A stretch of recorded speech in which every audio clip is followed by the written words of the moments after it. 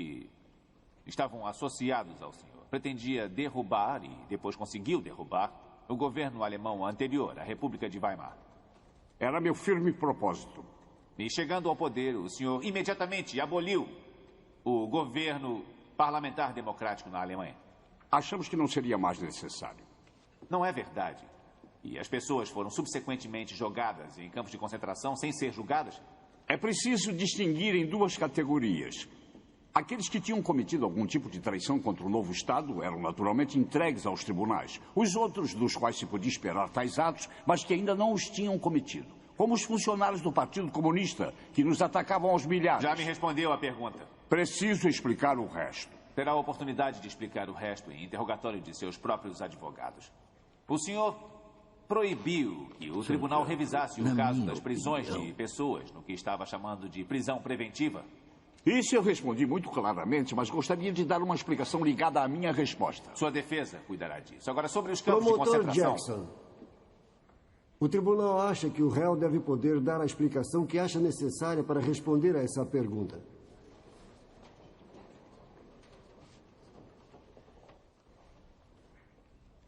O tribunal acha que deve poder explicar sua resposta agora e ele ouvirá a sua explicação.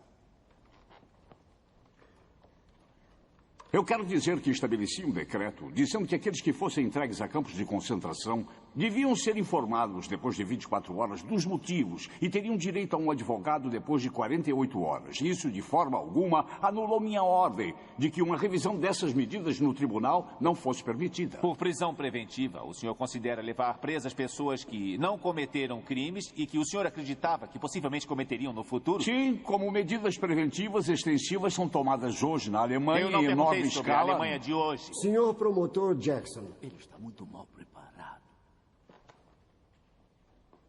O réu deve terminar a sua explanação.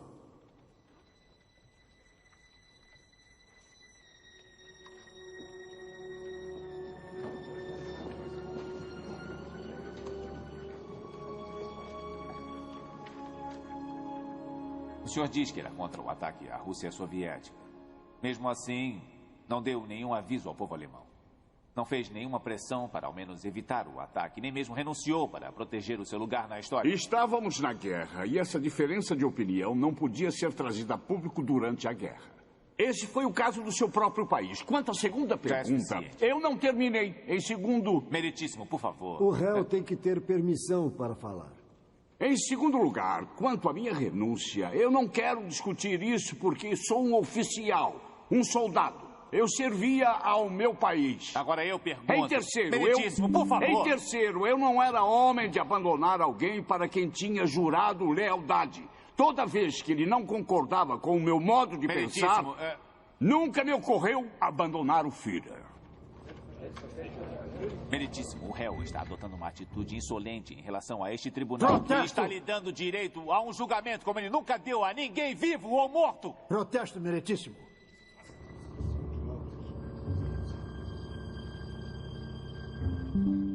Faça a próxima pergunta.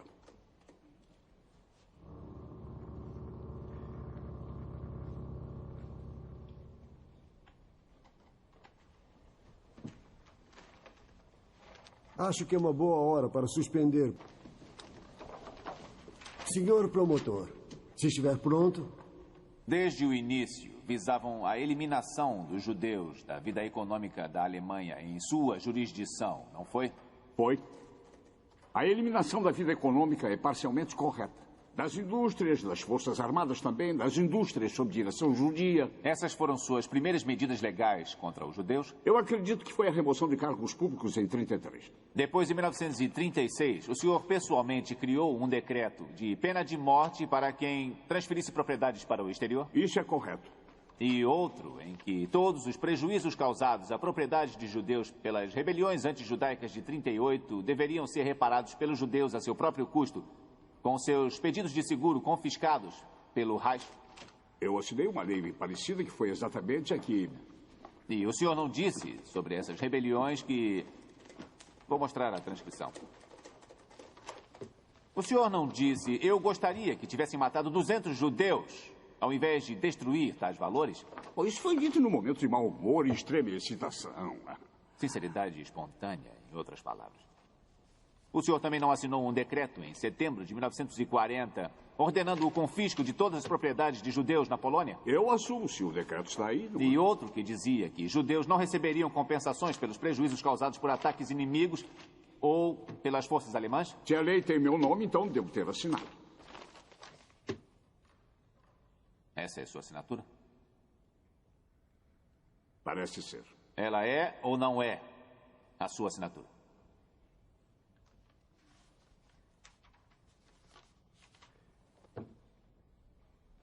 É. Sua assinatura. Num decreto de julho de 1941, pedindo que Himmler, Heydrich e a SS fizessem planos para a solução definitiva da questão dos judeus. Essa não é uma tradução apropriada. Disse solução completa, não solução definitiva. Essas são as suas palavras a Himmler. Eu lhe encarrego de enviar sem demora um plano completo englobando as medidas organizacionais efetivas e materiais necessárias à desejada solução da questão judaica. Isso não é uma tradução exata do que está escrito nessa sua ordem para Heydrich e Himmler? Isso tinha a ver com a retirada migratória dos judeus. E o senhor ordenou que todos os outros órgãos governamentais cooperassem com a solução definitiva da SS para a questão judaica. Não ordenou? Não há nada aí sobre a SS. Esse documento diz que o senhor ordenou pessoalmente que todos os órgãos governamentais cooperassem com a SS. O senhor mandou essa carta para o Gruppenführer Heydrich da SS? Isso não quer dizer que a SS tinha alguma coisa a ver com a solução da questão judaica.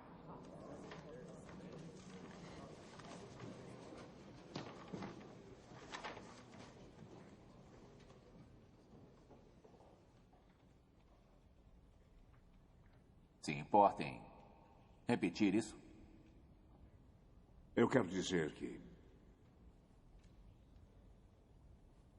eu não sabia de nada do que acontecia, ou dos métodos que usavam nos campos de concentração. Essas coisas eram mantidas em segredo. E eu devo acrescentar que, na minha opinião, nem o Führer sabia da extensão do que acontecia.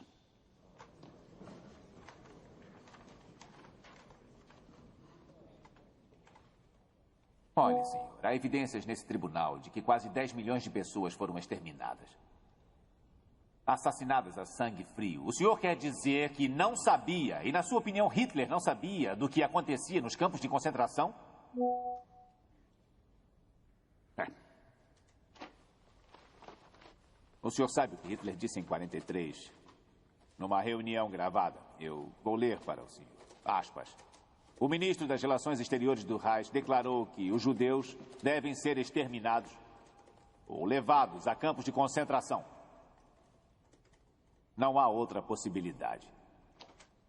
O ministro das Relações Exteriores, von Ribbentrop, conversava com Hitler sobre o extermínio. E o senhor era superior de Ribbentrop. O senhor só estava abaixo de Hitler no comando. Era encarregado do plano de 4 anos da economia. Então, sabia tudo sobre as alianças de ouro, os dentes de ouro e os óculos de ouro que as vítimas deixavam para trás. E soube que precisavam de 5 minutos a mais para matar as mulheres, porque elas tinham que cortar os cabelos para serem usados na fabricação de colchões. E nada foi dito ao senhor sobre esse material que veio dessas pessoas que tinham sido assassinadas? Não! Não! Como pode imaginar tal coisa? Eu estava estabelecendo o enorme esboço da economia alemã. O réu está dispensado. Eu não acabei! O réu está dispensado. Eu não acabei! O réu está dispensado. O senhor era presidente do Reichsbank durante a guerra? Eu era, sim. E aceitou depósitos incomuns em seu banco, não foi? Eu não sei a que se refere. Eu me refiro aos depósitos mandados ao senhor pela SS vindos dos campos de concentração. Eu não tenho conhecimento Dentro dos cofres do Reichsbank havia literalmente pilhas de joias, relógios de ouro, alianças de ouro, óculos de ouro e dentes de ouro. Muitas pessoas depositam valores no banco e o banco não sabe do que se trata. Antes de 1939, exatamente quantos de seus clientes depositavam seus dentes no seu banco?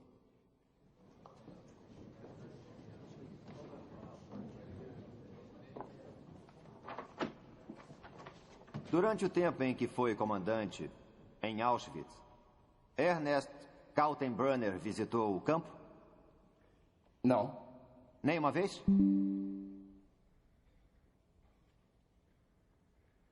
Nunca. Obrigado. Um minuto, por favor.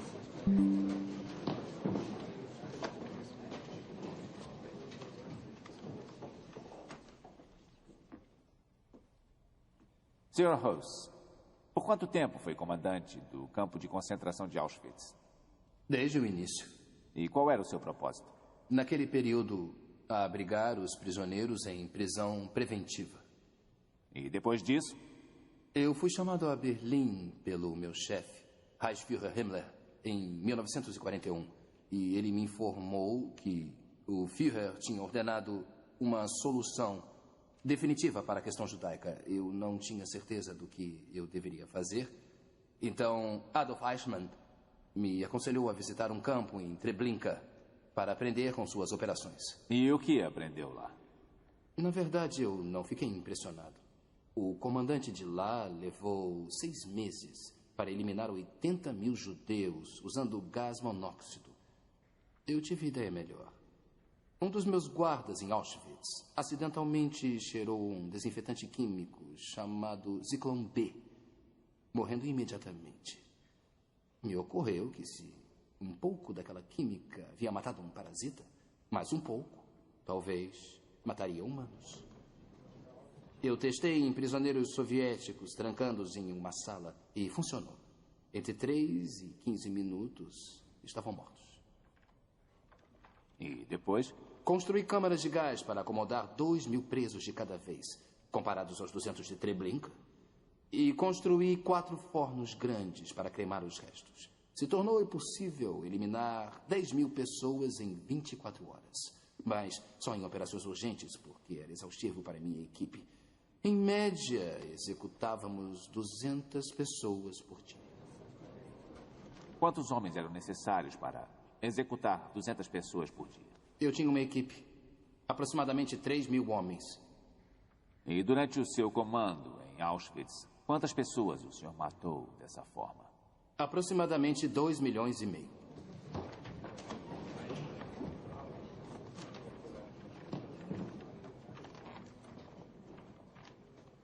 Sem mais perguntas. Eu quero esclarecer uma coisa.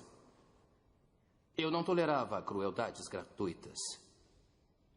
Meus homens estavam lá para eliminar pessoas, não para atormentá-las. Qualquer erro de conduta dos guardas era punido. Eu asseguro.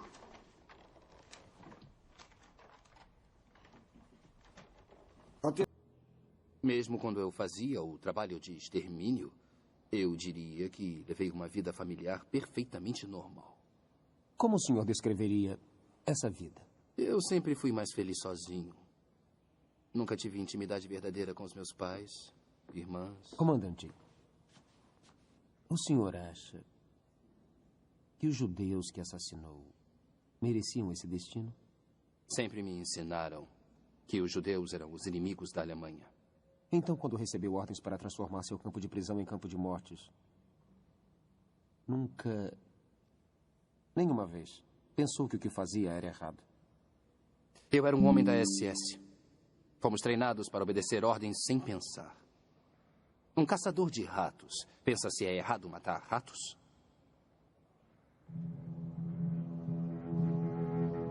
O direito de destruir áreas industriais, minas de carvão, instalações elétricas e outros recursos.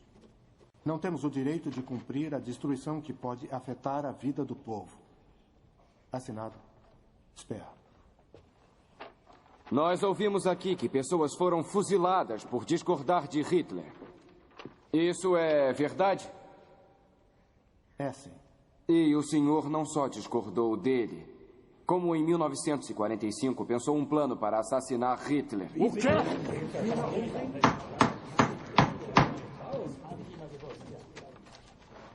Não foi assim? É, foi assim. Traidor! Foi assim.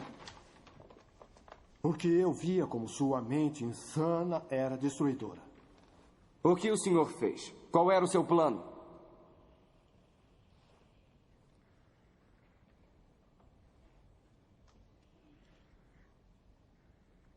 Eu sabia de uma entrada de ar no jardim da chancelaria do Reich que ventilava o Führerbunker lá embaixo. Fui até o chefe do meu departamento de provisões e disse: só há um jeito de terminar com essa guerra. E pedi a ele que conseguisse um gás venenoso para jogar no sistema de ventilação. Mas na vez seguinte que entrei lá, eles tinham construído uma chaminé protegendo a ventilação. E havia guardas patrulhando a área, então não consegui nada.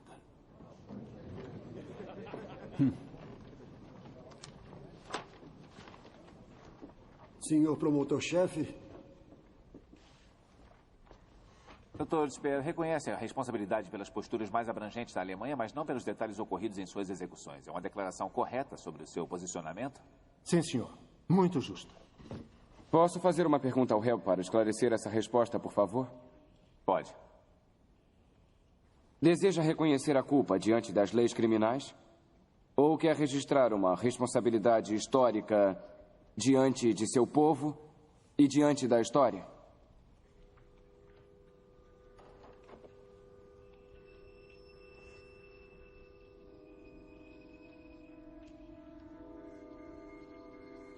A pergunta é muito difícil de responder.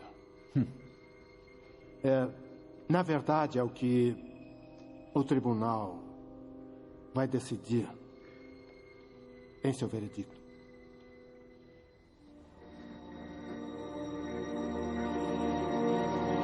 Tentando encontrar um caminho dentro de suas mentes, esperando entender como aquelas pessoas puderam cometer tantas atrocidades contra meu povo. Eu acredito que há alguns fatores que explicam boa parte. Primeiro, a Alemanha é um país em que as pessoas fazem o que mandam fazer. Você obedece aos pais, aos professores, ao clero, aos militares superiores. São criados desde a infância para não questionar as autoridades. Então, quando Hitler chega ao poder, ele tem uma nação inteira que acredita ser perfeitamente natural fazer o que ele disser. Segundo, propaganda. Durante anos, os alemães foram bombardeados com ideais como judeus não são seres humanos de verdade, ou eles são uma corrupção da raça. Então, quando o governo diz que é permitido privar os judeus de seus direitos e depois diz que é imperativo matar essas pessoas inferiores, eles obedecem, mesmo sendo seus amigos ou vizinhos.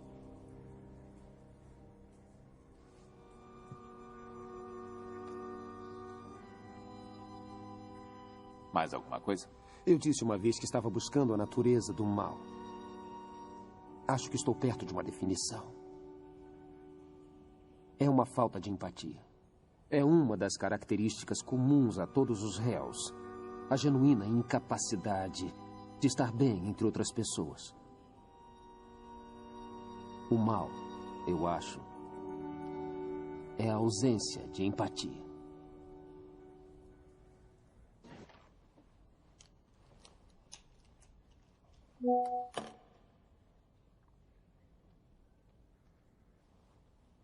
Essa foi uma desculpa pobre para um julgamento.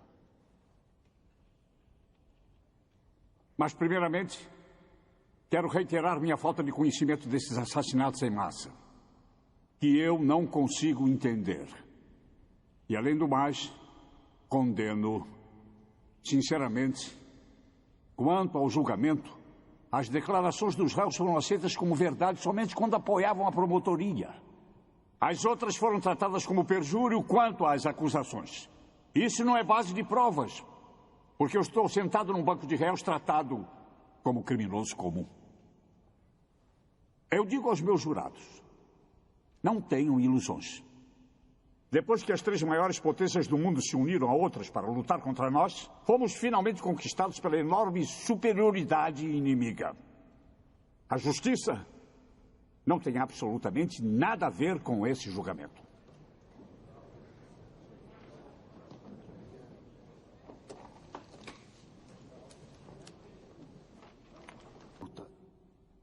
tão sofisticada como a alemã ficou sob o domínio diabólico de Hitler? A explicação é a comunicação moderna. Um líder não tem mais que delegar autoridade através de seus subordinados, que exercitam julgamentos independentes. Devido à comunicação moderna, Hitler pôde comandar direta e pessoalmente.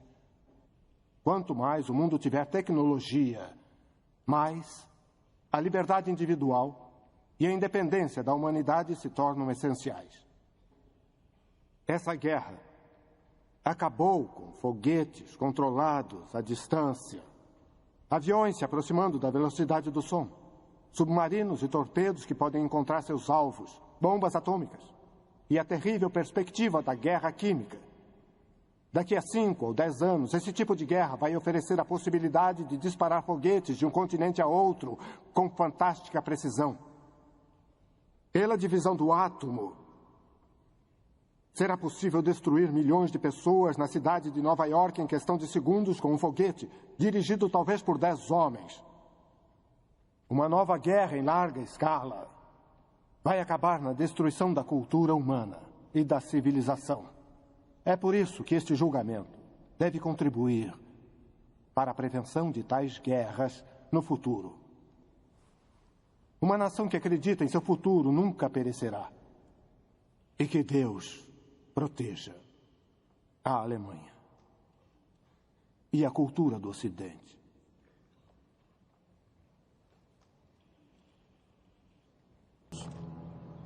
É esse tipo de ideia necessário para realizar assassinatos em massa aprovados pelo Estado? Não é só obediência cega, mas também uma crença de que suas vítimas não são humanas?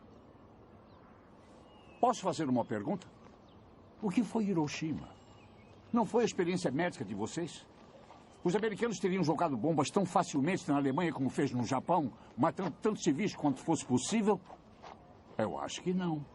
Para a sensibilidade americana, uma criança caucasiana é considerada mais humana que uma criança japonesa. A América estava em guerra com o Japão, um país que tinha atacado sem nenhuma provocação. Vocês mataram milhões de seus próprios cidadãos. E os cidadãos americanos da raça japonesa, que foram colocados em prisão preventiva nos campos de concentração? Aquilo estava errado. E por que não foi feito aos americanos de descendência italiana ou alemã? Eu disse que foi errado. E os militares negros do seu exército?